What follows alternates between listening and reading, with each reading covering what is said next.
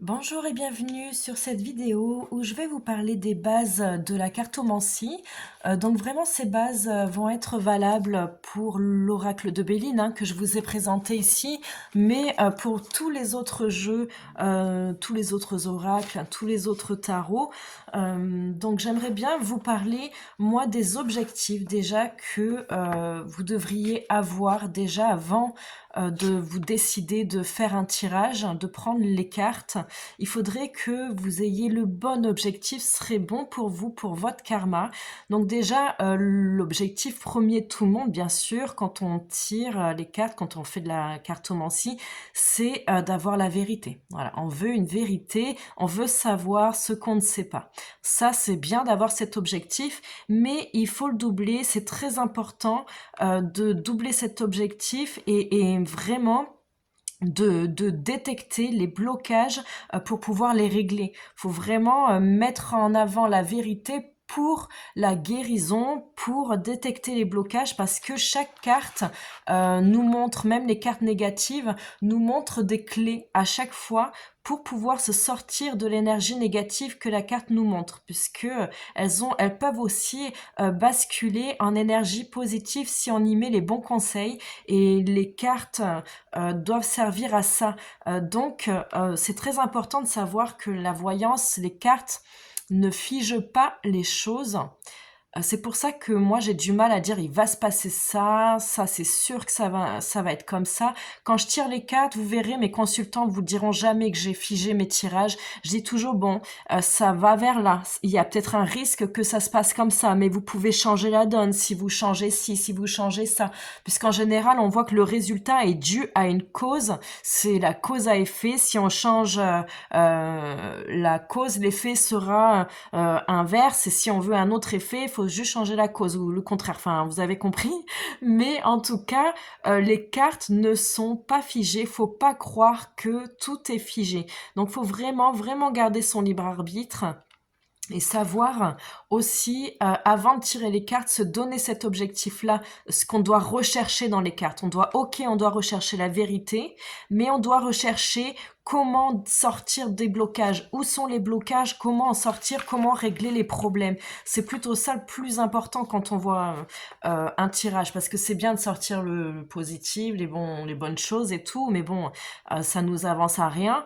Tandis que si on connaît les mauvaises choses et comment les changer, là par contre, il y a vraiment un objectif de guérison là, ici. D'accord? Et les cartes, pour moi, c'est un outil de guérison. C'est un outil de divination pour la guérison. Je m'en sers uniquement pour ça, et je pense, c'est ma vision, que ça devrait servir à ça, que ça sert à ça, à guérir, parce qu'il y a des clés pour guérir. Ça parle même de santé mentale, physique, émotionnelle. Donc je suis persuadée que les cartes, pour moi, la voyance, c'est un outil de guérison. D'accord? Ensuite, deuxième point pour cette vidéo, on va parler des bases. C'est le fait de tirer à qui. Il y en a qui tirent, donc on tire pour soi-même et on tire pour les autres. Ok, ça va être différent. Le fait de tirer pour soi-même, alors ça c'est mon conseil, c'est vraiment ma vision, c'est aussi euh, comment j'ai été formée et tout, hein. Voilà, je vous cache pas que j'ai eu des conseils d'aussi de grands professionnels, il n'y a pas de souci, de ma famille et tout. Donc j'ai mon expérience, vous avez aussi la vôtre et tout ça, il n'y a pas de souci. Et il y a l'expérience des autres, donc vous pouvez aussi comparer avec les autres. Moi, c'est très très personnel ce que je vais vous dire, ça me concerne. C'est un conseil que je vous donne, mais encore une fois, je vous oblige à rien. C'est vraiment écoutez-vous. Si vous voulez le faire comme moi, je vous le dis, vous le faites, mais vous pouvez changer. Je vous oblige à rien. Donc pour moi, le fait de se tirer les cartes pour soi-même, ça peut être bien occasionnellement.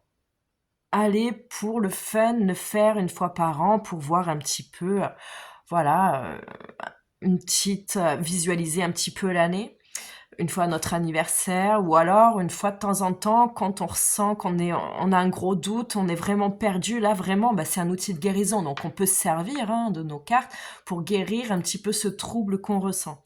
Par contre, c'est très déconseillé de se tirer les cartes soi-même, parce que ça peut amener à l'addiction. Et l'addiction, c'est pas bon. déjà dans tous les domaines, mais surtout dans la cartomancie, c'est pas bon parce que l'objectif premier, n'oublions pas, c'est de trouver un bien-être, un épanouissement, une guérison. Normalement, quand on est bien, quand on est épanoui, quand on n'est pas malade, on n'a pas besoin des cartes. On n'a pas besoin de savoir qu'est-ce qui va nous arriver parce qu'on est bien dans nos baskets, on n'a pas besoin de savoir. Beaucoup de gens vont me dire non, non, moi ça m'intéresse pas. Dans ces cas-là, jamais je n'insisterai pour leur faire un tirage. Vraiment, voilà. Maintenant, je vais en venir au troisième point qui est le fait de tirer pour les autres, qui est totalement différent. Et là encore, ça va être un conseil très personnel. C'est ce que je fais, c'est ce que je vous conseille de tout cœur, s'il vous plaît. Mais c'est pas une obligation. Faites ce que vous voulez, je vous oblige à rien. Mais moi, je déconseille de proposer vos tirages. Ne proposez pas, n'insistez pas pour tirer les cartes à tout va, à tout le monde. Ça, karmiquement, enfin, c'est pas bon de se mettre en avant comme ça. C'est même pas ça, c'est que la demande ne doit pas venir de vous. Par contre, vous pouvez informer les gens que vous faites de la voyance, leur dire moi je le fais. Ça peut aider. Si un jour ça t'intéresse, tu peux venir me voir, sans insister. Alors moi je suis professionnelle, donc bien sûr que je vais faire mes publicités, tout ça. Je ne vais pas envoyer des messages personnels aux gens pour les inciter. Par contre, je me rends visible. Je sais qu'ils savent que je fais ça, donc, un jour ou l'autre, s'ils veulent, si ça les intéresse, s'ils ressentent le besoin, au moins, ils viendront me voir parce qu'ils savent que j'existe, parce que je me suis rendue présente. Donc, si vous savez le faire et que vous voulez le faire pour les autres, ça sert à ça. Alors, je vais pas vous déconseiller. Par contre, rendez-vous visible, dites que vous savez le faire. Mais n'insistez pas vraiment pour tirer les cartes.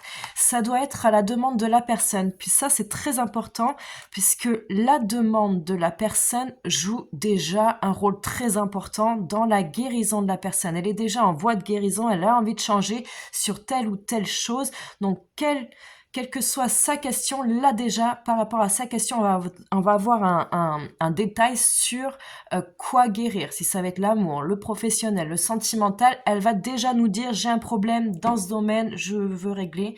Donc déjà, nous, on sait qu'il y a une guérison à apporter à ce domaine-là.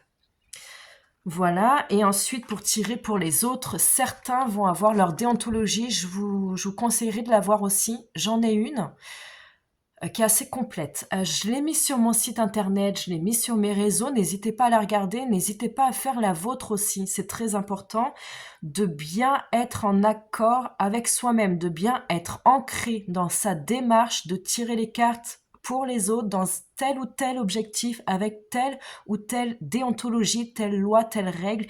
Il faut vraiment se programmer, se régler, faire les choses sérieusement, même si ça s'appelle un jeu. Moi, pour moi, c'est pas un jeu. C'est vraiment, c'est pas un jeu. Les cartes, pour moi, c'est très sérieux. Regardez, dans toutes ces cartes, il y a la vie de tout le monde. Il y a toutes les vies de tout le monde. Il y a le monde entier dans ces cartes-là. Et l'univers même, parce qu'il y a même les planètes. Donc, à quel point c'est précieux pour moi, et ça devrait l'être pour vous, c'est précieux. C'est pas un jeu, faut pas s'amuser avec ça. Donc, on s'en sert très sérieusement. C'est très important de respecter les cartes et de respecter l'objectif et de respecter le consultant. N'oubliez pas aussi qu'il faut avoir sa déontologie, voilà, c'est très important de se mettre des règles et de faire les choses pas pour rigoler et pour faire le fun en soirée, je sais faire ci, je sais faire ça, viens on va regarder qu'est-ce qu'il fait. Enfin non, j'ai vu des trucs moi en voyance où vraiment faut respecter la voyance, le jeu, les symboles, le consultant, le monde, faut avoir un grand respect parce que c'est un savoir sacré. Et c'est pas n'importe quoi ce que je vous dis, ça a été enseigné dans par des mages, par des savants, c'est sacré. Enfin, ils avaient un savoir, des connaissances du ciel et de la terre, de tout. Enfin, c'est immense. Toutes ces connaissances, ça peut pas être, on peut pas s'amuser avec ça. C'est très important pour moi de vous le dire ça comme ça, hein. Euh, Ensuite, qu'est-ce que je voulais vous dire? Gardez votre libre arbitre. Même si j'ai des très bons résultats, je dis, il faut aller voir mes avis pour voir. Quand vous vous adressez à un voyant aussi, allez voir les avis, hein, c'est très important parce qu'il y a beaucoup de charlatans, parce que ça s'explique le charlatanisme là-dedans, parce que c'est un métier où on peut y rentrer très très très facilement. On peut avoir un numéro de SIRET sans qualification, sans formation, sans rien, même moi, hein, je vous le dis personnellement, je suis très sérieux, je suis très honnête avec vous, j'ai été formée pendant très très longtemps. Par contre, rien ne le prouve. Et pour n'importe quel charlatan qui n'a pas du tout été formé, il peut faire comme moi et se faire un numéro de SIRET en vous prenant votre argent, en disant qu'il est voyant. Donc c'est un métier où on peut rentrer, pas comme un électricien où il faut le diplôme, ou un boulanger où il faut le diplôme, ou une coiffeuse où il faut le diplôme. On peut pas rentrer dans certains métiers si on n'a pas les qualifications, mais en voyance et dans le bien-être, malheureusement, c'est très triste, mais c'est un métier qui n'est pas sécurisé. Donc si vous voulez aller voir un voyant ou quoi, n'hésitez pas à aller voir les avis. C'est pour ça que je demande des avis à mes consultants, pour prouver un peu la véracité de mon travail, la crédibilité. Mais même si j'ai des bons résultats, j'incite toujours les consultants à garder leur libre arbitre. Je leur dis au début, à la fin, s'ils viennent me revoir, je leur redis au début, à la fin, parce que les cartes ne sont pas figées. Je peux me tromper, je vais jamais vous dire que je suis sûre de moi, même moi des fois je sais même pas ce que je raconte, c'est le consultant qui comprend mieux que moi. Et en plus, moi je suis jamais sûre de moi, c'est quand la chose arrive, quand le consultant me dit c'est passé, que là je vais être sûre de moi. Là, je vais être sûre que mon travail a marché, mon travail a fonctionné. Je suis une voyante, je suis une médium, parce que on me l'a prouvé plus d'une centaine de fois. Et vous verrez, si vous êtes débutant, si vous apprenez, plus vous aurez des retours des autres, plus positifs, bien sûr. Parce que si on vous dit vous êtes trompé 100 fois, là, vaut mieux arrêter. Mais si on vous dit t'as réussi, c'est bien, c'est ça, là, vous allez prendre confiance en vous, vous allez mieux comprendre vos tirages, et vous allez vraiment cartonner. Enfin, moi, j'ai acquis une confiance en moi que je n'avais pas, et je l'ai pas totalement, hein. Tous les jours, je doute de mes tirages, alors que c'est après qu'on me les confirme, en fait. D'accord? Aussi, les cartes ne sont pas figées. À partir du moment où j'ai fait une interprétation, où vous avez vu un voyant, bah, tout peut changer. On change d'état d'esprit. Un voyant, c'est un peu aussi comme un passeur d'âme. Je sais pas si vous connaissez ce terme, mais vous connaissez le terme d'âme. On a tous une âme, d'accord? Autant les morts que les vivants. Donc, alors ceux qui connaissent ce terme, très souvent pensent que les passeurs d'âme passent des âmes, des fantômes, des esprits, des défunts dans la lumière, ce qui est le cas, ce qui est extrêmement vrai. Mais n'oublions pas que les êtres humains vivants aussi ont une âme, les animaux aussi, hein, tout ça, ont une âme. Donc, les personnes qui viennent vers vous sont dans un état d'âme et viennent vers vous pour changer d'état d'âme. Donc, vous les faites changer d'état d'esprit quand vous faites un tirage. On peut changer, on peut évoluer, on peut se poser des questions, on peut prendre conscience, on peut débloquer, et on peut même retourner les cartes carrément quand je vois une mauvaise carte. Mais si je vois la clé qui débloque, je peux donner la clé à mon consultant, puis cette carte n'existe plus, point barre. Donc, on ne sait pas après, hein. On a les cartes entre nos mains. Il faut vraiment inciter le consultant aussi à avoir confiance en lui et à son instinct, à rester ancré dans son intention, son objectif, à essayer, voilà, à ne pas s'endormir le soir avec tout ce que le voyant lui a raconté. Il faut l'inciter à garder son libre arbitre, d'accord?